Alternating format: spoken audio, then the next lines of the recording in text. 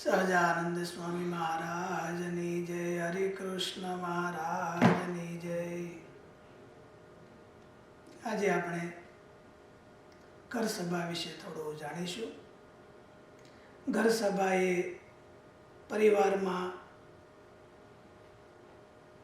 સુહૃદ, સંસ્કાર, પ્રેમ ભાવ વગેરે લાગણીશીલ વાતાવરણ બનવાનું મુખ્ય સાધન છે। ઘર સભાથી આપણી સંસ્કૃતિનો વારસો આપણે આપણા બાળકો સુધી પહોંચાડી શકીએ છીએ। પરિવારમાં રહેલા નાના નાના બાળકો, કિશોરો, એમનું સહજ સ્વાભાવિક વર્તન અનુકરણી હોય છે। જેવું ઘરમાં બાળકો જોવે છે એવું ધીરે ધીરે કરવા લાગે છે। માતા પિતાને જો ભગવાનની પ્રાર્થના કરતા, શાસ્ત્રોનું વાંચન કરતા, કથા વાર્તા કરતા જોવે છે તો બાળકો પણ ધીરે ધીરે એવું કરવા લાગે છે। આજના યુગમાં દરરોજ મંદિરે જવું, સત્સંગ સભામાં હાજરી આપવી એ ઘણીવાર શક્ય હોતું નથી, પરંતુ જે ઘરમાં દરરોજ સાંજે ભગવાનની આરતી, સ્તુતિ વગેરે થતા હોય, કથા વાર્તા વગેરે થતું હોય, તો એ પરિવારના બાળકો, એ પરિવારના કિશોરો, એ પરિવારના વડીલો બધાની વચ્ચે એક ધાર્મિક વાતાવરણ, પ્રેમ ભાવનું વાતાવરણ, સુહૃદ ભાવનું વાતાવરણ કાયમ ટકી રહે છે।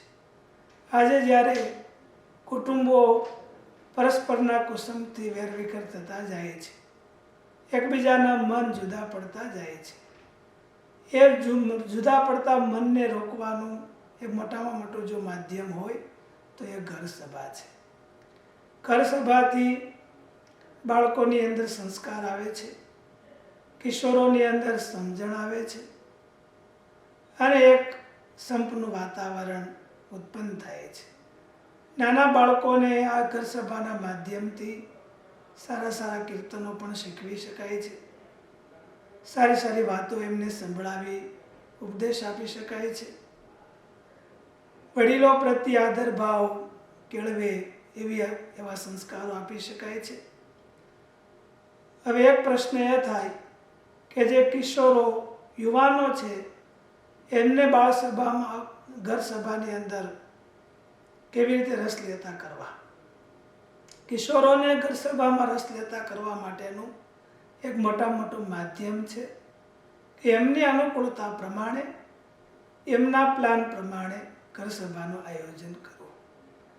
કિશોરોને ધાર્મિક ભાવનાઓ પ્રત્યે કોઈ અણગમો હોતો નથી, પરંતુ એમની પાસે પણ એક શેડ્યુલ હોય છે, એમને પણ પોતાના સ્કૂલનું હોમવર્ક, પોતાનું કાર્ય વગેરે કરવાનું હોય છે। ઘરમાં જે વડીલો હોય એમણે કિશોરોનું જીવન ધ્યાનમાં રાખીને એમની અનુકૂળતા પ્રમાણે સભાનું આયોજન કરવું, વળી સભાની અંદર બોરિંગ ન થઈ જવાય અને રસદાયક કાર્યક્રમ રહે એટલા માટે કિશોરોને પૂછવું કે આજે આપણે સભામાં શું વાંચન કરીશું, કયું કીર્તન બોલીશું, અથવા તો કયો વિડીયો, ઓડિયો એવો ધાર્મિક હોય, સંતોના પ્રવચન હોય, કથા વાર્તા હોય, ઉત્સવ હોય, આપણે આજે કયું જોઈશું એ એમને પૂછીએ તો એમને પણ રસ જળવાઈ રહે।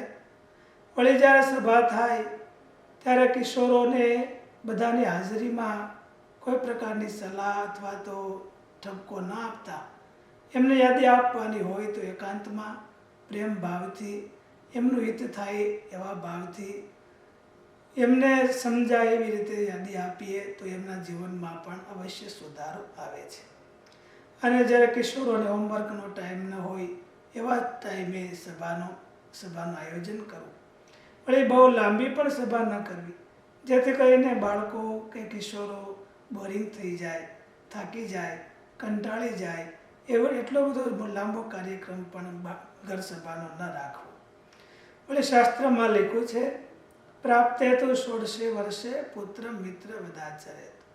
જ્યારે તમારા બાળકો નાના હોય ત્યારે થોડા એમને ધખીને વઢીને કહો તો પણ કદાચ ચાલે, પરંતુ જ્યારે તમારા દીકરા દીકરીઓ 16 વર્ષના, 15 વર્ષથી ઉપર થાય ત્યારે એમને ધક્કો વઢો તો એ જરા પણ સહન ન કરી શકે। એટલે શાસ્ત્રમાં વિવેક બતાવ્યું કે જ્યારે યુવાન થાય, 16 વર્ષનો દીકરો હોય અથવા તો દીકરી હોય, તો એમને પ્રેમથી, ભાવથી એમને સલાહ આપવી, પરંતુ એમને અપમાન લાગે, પોતાને ઇન્સલ્ટનો ભાવ થાય, એ ભાષામાં એમને ક્યારેય પણ કોઈ પણ પ્રકારનો ઉપદેશ ના આપવો. આવી રીતે કાયમ માટે જો ઘર સભા થાય તો એ ઉત્તમ છે. કાયમ ન થઈ શકે તો વીકમાં એક વખત સભા કરવી.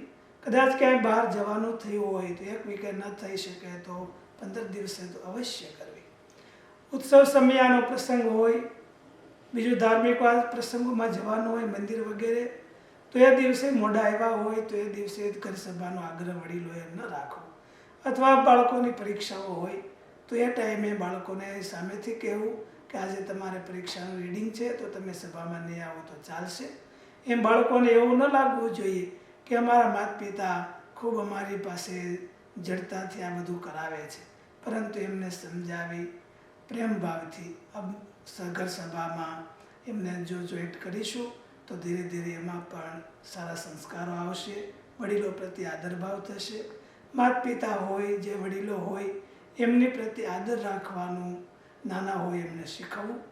માતા પિતા હોય તો એમણે દાદા દાદીને પ્રણામ કરવા, એમને હેલ્પ કરવી વગેરે સારી ટેવો બાળકોને શીખવવી, કે બાળકો માતા પિતાને દાદા દાદીને મદદ કરે, એ જમી લે તો એમની ડીશ વગેરે ગાર્બેજમાં રાખી દે વગેરે સારી ટેવો પણ બાળકોને શીખવવી. આપણા મોટા ભક્તો કે એવા દેશભક્તો વગેરેની વાતો પણ બાળકોને પ્રેમ ભાવથી સમજાવી. જય સ્વામિનારાયણ.